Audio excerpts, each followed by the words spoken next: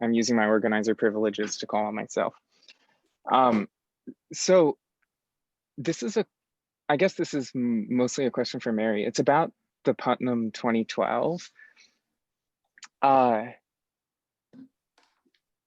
That paper confuses me.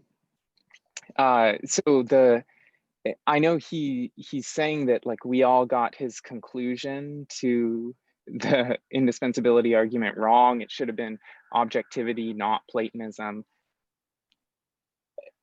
Then I start to wonder what the argument was, because I can see how indispensability like tracks ontological commitment. That's like the basic idea behind Klein's criterion.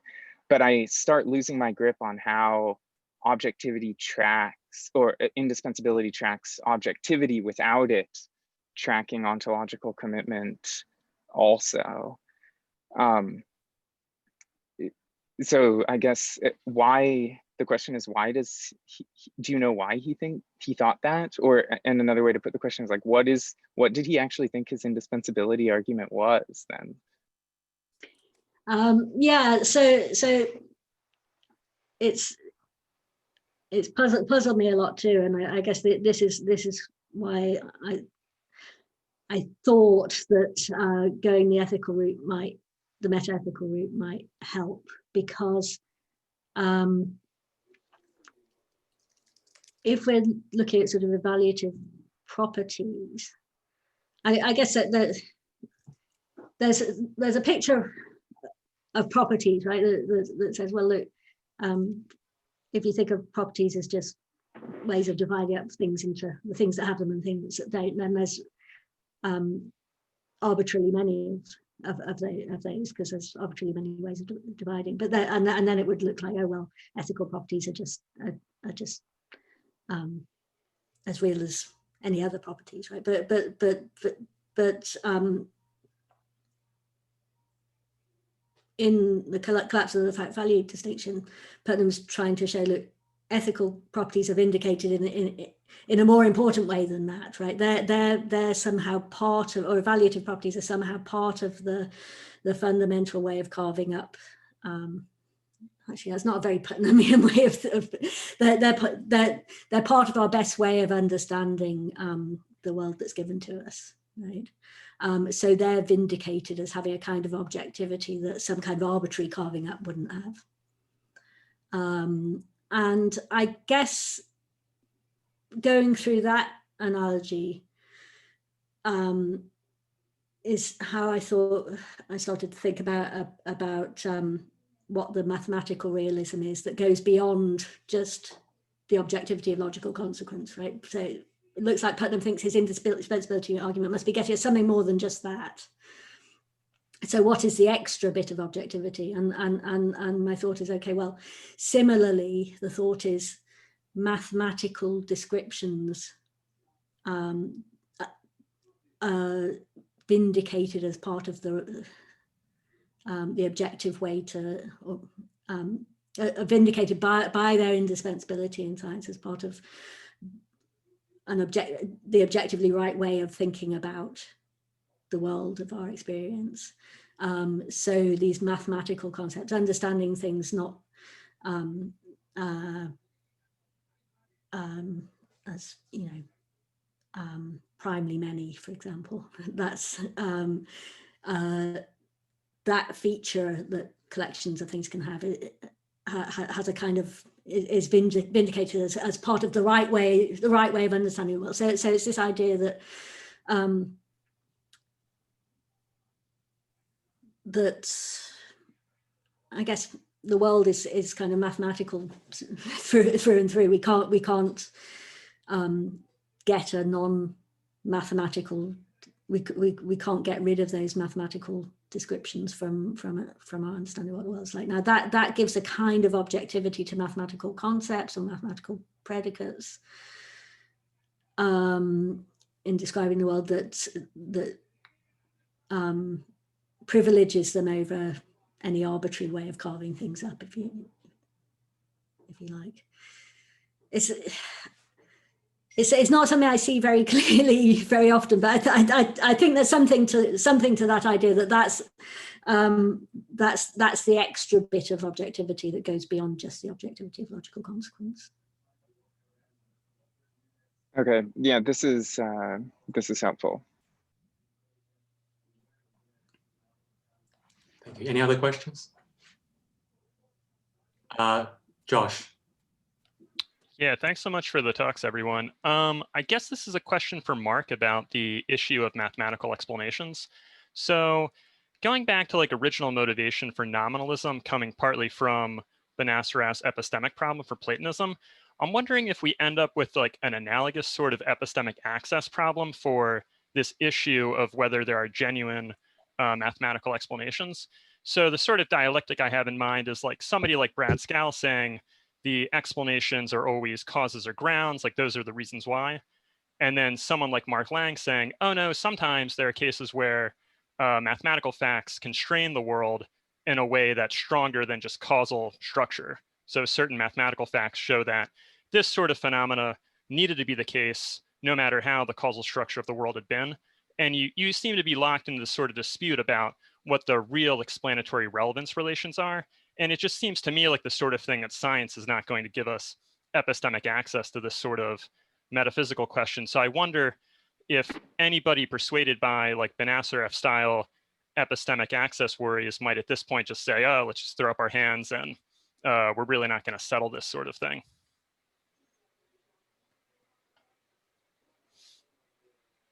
Interesting question, thanks. I hadn't thought about it in quite those terms, but that actually helps make sense of some of the resistance to mathematical explanation that one finds in the literature. So I don't know that you're going to find answers in science about what counts as an explanation. I mean, there's got to be something, even as a naturalistic philosopher, there's something for we philosophers to do, right? And I think that's a clearly philosophical project, trying to work out what explanation is. I think it starts with science, though, and what I think is sort of telling about some of the examples of alleged mathematical explanations is the best ones are not like my my cute one about the antipodal weather patterns, which no scientist has ever worried about such a thing, right? That was just that was a way of constructing these kinds of explanations by take your favorite mathematical theorem, find an application for it, and then start wondering about that and knowing what the answer is in advance, right? So I think Alan Baker criticized my use of that, and I think quite rightly. Much better to look to science, to look at things that scientists are actually worried about and what counts as an explanation in those contexts. And at least some of the examples look like they're cases where they're non-causal explanations. Whether they're fully mathematical or not is another thing. But I think there are cases where scientists are offering explanations up that don't look like they're causal. So, take that with a grain of salt. But I think there's good reason for, as a philosopher worrying about explanation, you can think that they go beyond cause. So I'm with Mark Lang on that. I think explanation isn't just constrained by causal talk. And I say that not because of my Platonistic kind of background, but rather because that's what I take from the science that I see. It does look like scientists are happy to appeal to non-causal explanations. Now, what's the story of explanation? Is there a unified theory of explanation? Various scientists in different scientific disciplines talking at cross purposes, and all of that's possible. And I think it's something of a mess trying to understand what scientific explanation is. But whether there's an epistemic access problem, I guess I have concerns about causal theories of anything, partly because I don't think we understand cause very well. So in a way, the Benacerraf problem was founded on a causal theory of knowledge, right? That didn't go very well.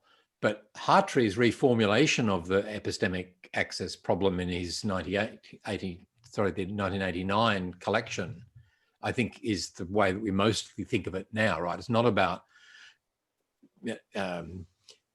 lack of causal access, but rather lack of reliability.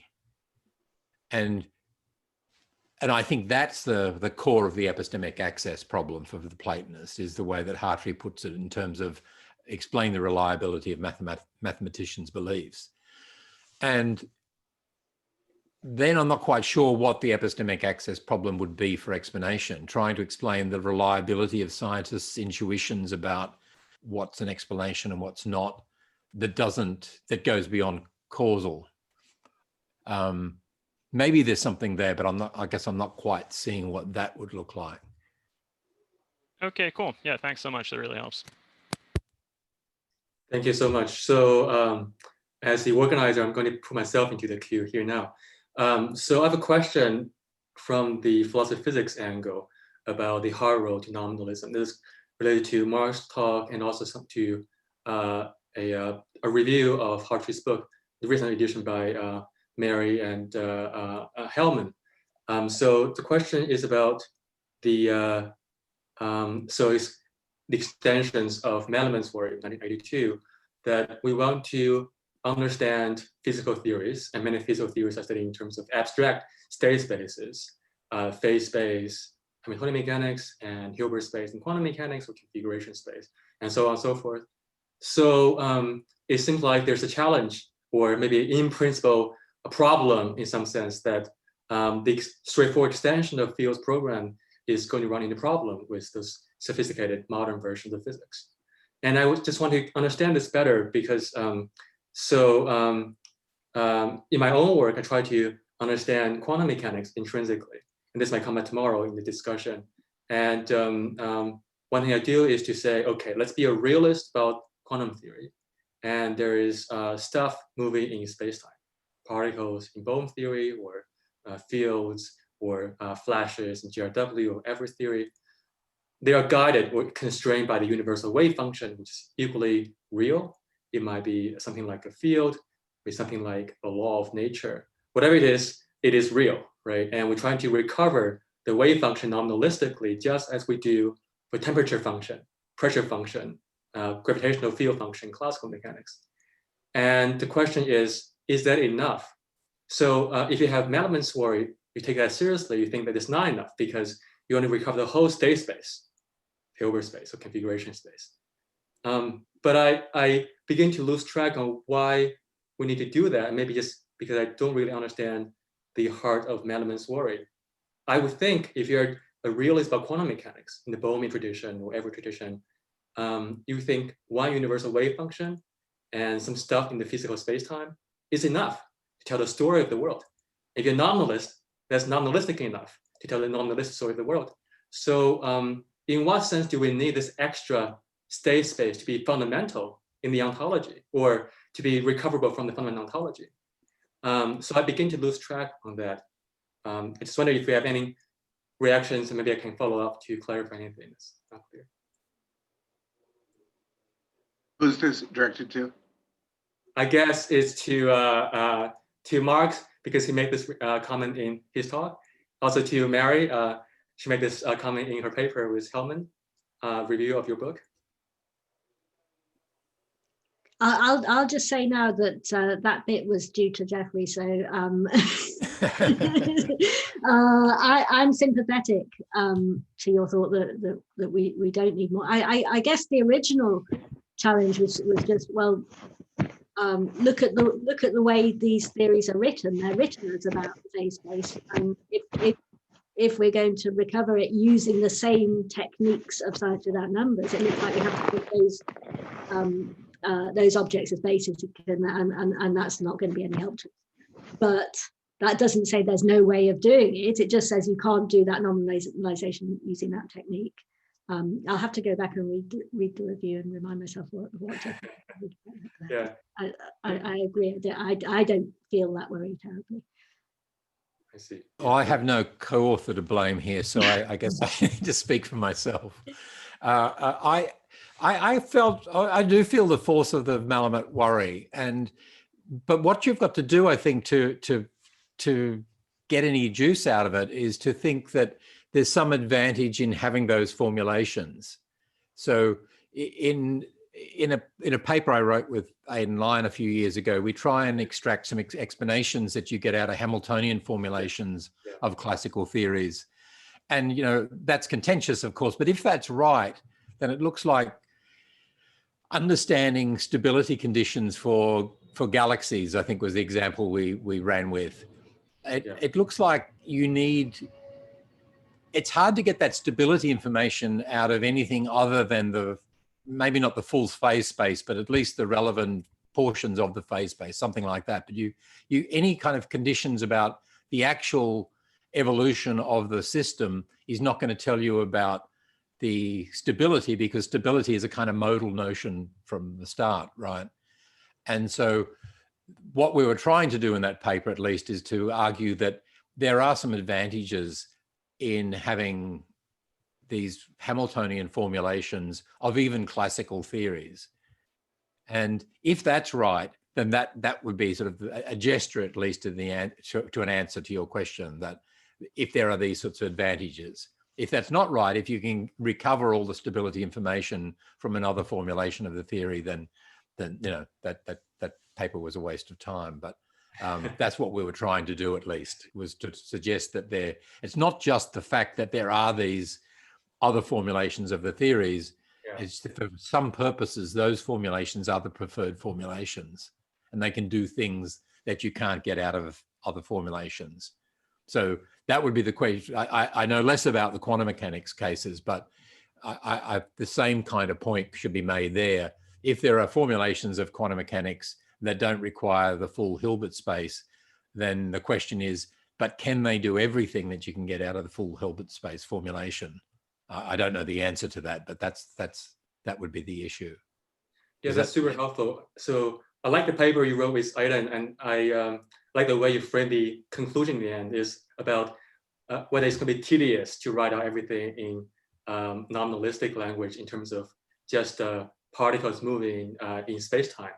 But I was just wondering, just to follow up, that the modal content of the theory is given by the laws of the theory, the fundamental dynamical laws, or maybe constraint laws that give you the state space. State space is derived from laws plus ontology.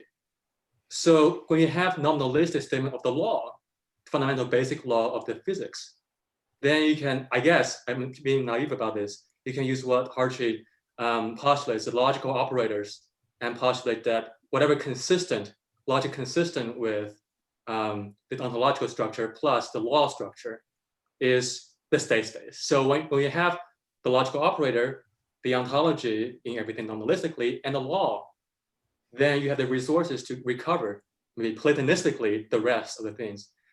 And that can be done by representation theorem too, I guess. Okay, yeah. So again, back to the Malamud objection, though. The Malamud objection, I take it, was not that you can't normalize quantum mechanics. That's the way a lot of us have sort of read that objection, right? Quantum mechanics is a problem. But that was not what Malamud was on about, right? What he was saying is, as far as science without numbers goes, we get lovely guidance about how to normalize theories that have as their underlying space a space-time theory. So Newtonian mechanics, by extension, you could see how special relativity and general relativity, at least in principle, would work. But the question Malamud raises is, what are you going to do about Hamiltonian formulations of classical theories and Hilbert space formulations of quantum mechanics? Mm-hmm. And the point is not that, and they can't be done, but just that the Hilbert style axiomatization of Euclidean geometry that Hartree employs for the science without numbers doesn't give us any guidance. So if there are other ways of doing it, great, bring it on. I take it that's the spirit of David Malamud's paper, and Aidan Lyon's and my paper, by extension, we're just trying to reinforce that point. But I don't, if we do overstate the case and say we don't think it can be done, I don't think we say that. But if we did, I would back off that claim. I don't think that's an issue. If it can be done along the lines you're suggesting, that would be really interesting. I'd like to see it. Yeah, that's helpful. I see a few more hands, but if Hartree, you have anything to add? Just that, I mean, for reasons I mentioned before, I'm not sure to what extent I think that the Hilbert, that the Hamiltonian thing is of crucial importance. I mean, I could be argued that it was. The quantum mechanical one, I think clearly is of real importance. I mean, not the Hilbert space structure, which Bohmians have argued convincingly, I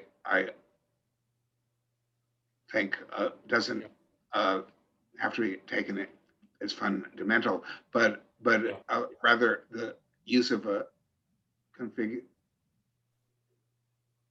space, and that and certain other kinds of theories like theories using fiber bundles and so forth do raise in my mind a real question as to whether the kind of a thing I was doing is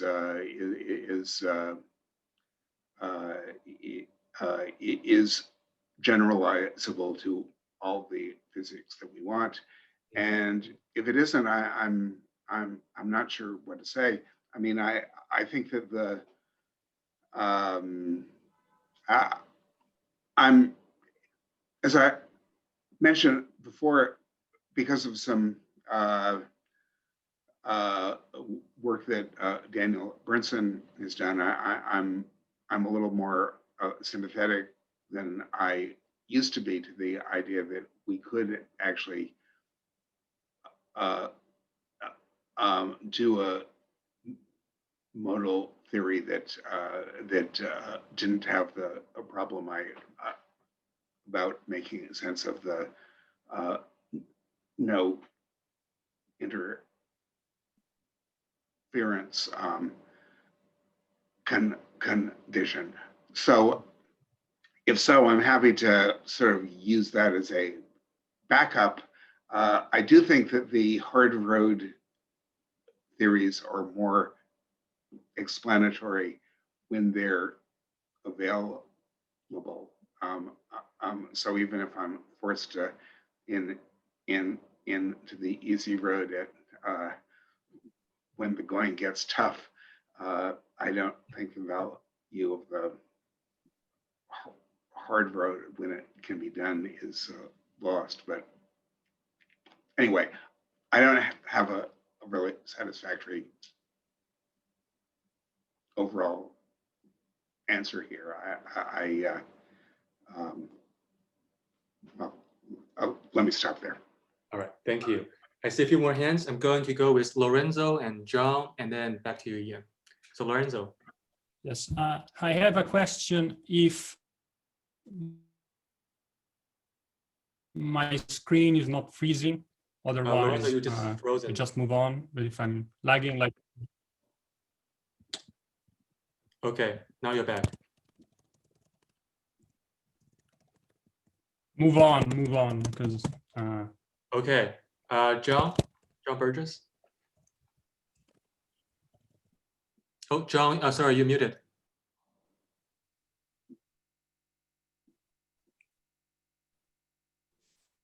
There, am I unmuted? Yes, okay, good. Yeah, I just wanted to say there's a wealth of things in that Malamunt paper, and the last set of issues you were talking about is not the only thing there. You alluded very quickly in passing, Mark did earlier on, when you talked about the vacuum solutions. One of the points of the review is that the uses of mathematics and physics are not confined to the mathematical components of theories we think are true. Even if you were perfectly convinced that the structure of space-time is discrete, and we just didn't have any manageable way of describing it, we would still be interested in these continuous theories, and it would still be part of the practice of science to be interested in existence theorems about the existence of solutions to systems of differential equations that gave you these models. So, well, that's, I just want to say that I don't want to now evaluate that point, but I'd say that that is an important point that's also in the Malaman paper. Yes, thanks for bringing that up, John. That's exactly right. It's actually a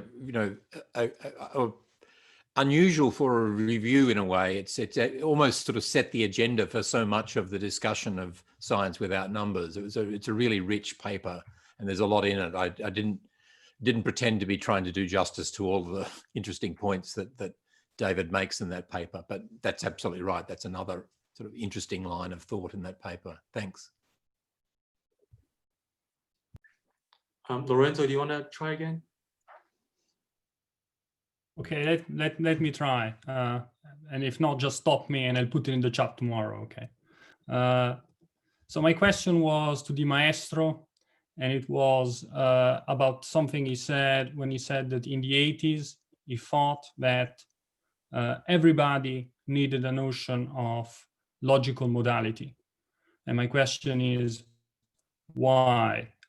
If you think that all the theories are first order, then the notion of logical consequence is basically coextensive to a syntactical notion, which you can treat as a space-time notion. So why did you think that everybody needs a notion of logical modality as a primitive? Well, I guess I'm not very happy treating the syntactical notion as a space-time notion. I mean, I don't think so.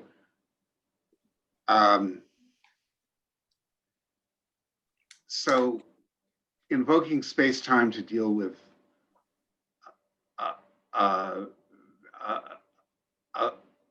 physics and field theories and so forth seems like a good idea, because that's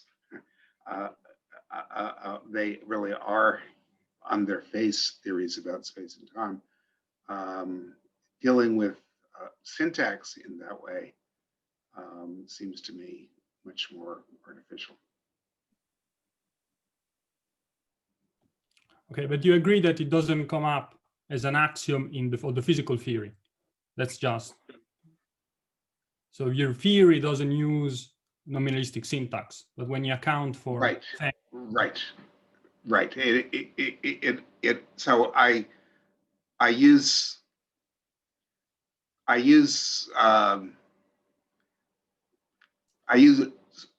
modal notions when I make the meta-theoretical claims about the theory, but it's not part of the theory itself. That's right. Yeah. All right, let's get back to Ian's question. I want to go back to the question of explanation and the mess of explanation, and throw in the idea that any theory, workable theory of explanation, should account for the following specimen, namely the proposition that the existence of the Higgs field and the strengths of its couplings to other fields explains why particles have mass. That seems to me a really important example of what counts in physics as an explanation, the sort of explanation that wins you the Nobel Prize. And so the question is this a causal explanation or a mathematical one? Well, it's sort of it seems to me to be sort of causal in a very generalized sense about what goes on in the great Lagrangian of the world in terms of fields and couplings. There's an awful lot of mathematics goes into building the explanation. So that I don't know is the answer, but a theory of explanation should be able to account for that. I think this is a question for Mark, really. Yeah, I agree. It should be able to, but delivering is another thing, and I don't think we have a good theory of scientific explanation. I mean, one of the things that I think one needs to be careful about here is distinguishing mathematical explanations where I don't know of any examples where the mathematics alone does the explaining, except for intramathematical stuff. You know, this theorem is explained by the truth of this theorem is explained by the proof of whatever. So internal to mathematical explanations, the mathematics does all the work there. But in the physical cases where you've got a alleged mathematical explanation of something physical, I don't know of any cases where the mathematics alone does that. It's always this interesting mixture of the mathematics tied up with some empirical assumptions and the like. And it's important to be clear about the kind of role that the mathematics plays. And maybe Steve Yablo will talk about this a bit tomorrow, but he has a very nice paper where he distinguishes the different ways in which mathematics can play roles in physical theories. So just the fact that the theory is stated in some mathematical language or the explanation is articulated in some mathematical terms is not enough, clearly, for it to be a mathematical explanation. What do you require? Well, it's kind of hard to spell that out, but it seems to be in some metaphorical sense that the mathematics is doing the heavy lifting. You know, it's the thing that's really providing the explanation. But spelling out exactly what that is much more than just pointing out that the explanation is highly mathematical, for instance. I'm not sure, Steve, if you want to add anything to this, because he'll, as I said, that he has a very nice articulation of the different ways in which mathematics can be involved in explanations. Sorry, yeah. I guess, yeah, so I guess one issue is, what is it for, say, a piece of pure mathematics to sort of bear the load? And can we distinguish sort of the psychological sense in which it could be that the thing that relieved your puzzlement, like, holy cow, how did that happen, would be, oh, I didn't know that mathematical fact, pending an account of the psychology of explanation. I think it's very hard to tell sometimes when, you know, there might be certain kinds of explanatoriness that are kind of more psychological in nature, and then it's not completely clear. I mean, how true the thing has to be. It could just give you, you know, a lens through which you see other phenomena. But what I'm really more interested in is the possibility that, you know, a pure mathematical claim could be genuinely explanatory and bear the load. Then there's the difficulty of distinguishing, and this is a bit related to some of the stuff that Hartree does, and it appeals to what may be an unkosher modality. There's a difficulty of distinguishing an explanation in terms of like the real existence in the mathematical objects and they're behaving a certain way versus it's lying in the nature of those mathematical objects to behave those ways, which doesn't necessarily, which may be orthogonal to the issue of whether they exist. So, I mean, to use this, you know, people sometimes say, you know, Newton's law of motion that says, you know, objects with zero net force on them can maintain their momentum or maintain their velocity if they keep their mass. It's no commitment of that being an important law that there really are in the history of the universe any objects with zero net force on them. I mean, given the continuum nature of force, the amounts of force that can be in a thing, maybe that never happens. Okay, and so there's the possibility that you could have, you know, mathematical laws whose lawfulness and perhaps even explanatory import doesn't depend so much on their having instances. You know, Lewis gives the example of brakeless trains are dangerous. That's why there aren't any. So the law explains why it has no instances. Anyway, that's some of the stuff. So one possibility, yeah, anyway, those are some of the issues that interest me. Yeah. Okay, that's it, folks. Today, that's the end of the session. We're out of time. Thank you all very much for coming. Tomorrow it starts again. Steve will give a talk, Vera will give a talk, and I'll give a talk. And we'll have another open discussion at the end of tomorrow. But let's, before we leave, let's thank all the speakers, Mark, Mary, and thank Hartree for joining us and speaking. Thank you all. Oh, and thanks to Eddie and Thomas for organizing this, and of course to all the speakers and participants and all that stuff. Right. Yeah. Right. Here. Thank you. See so you all much. tomorrow. See you. Right. See you tomorrow. Hopefully we'll know the result. Yeah. Hopefully. And it'll be good. And it'll be good. Well, yeah, that's the crucial thing. If it's late, that's okay. Continue counting. Bye. Bye. Thank you. See you. Oh, Hartree, one more thing. Thomas. Oh, Thomas, you're muted. Yeah, what's up? Should I just revise tomorrow's schedule so that Hartree responds right after every talk?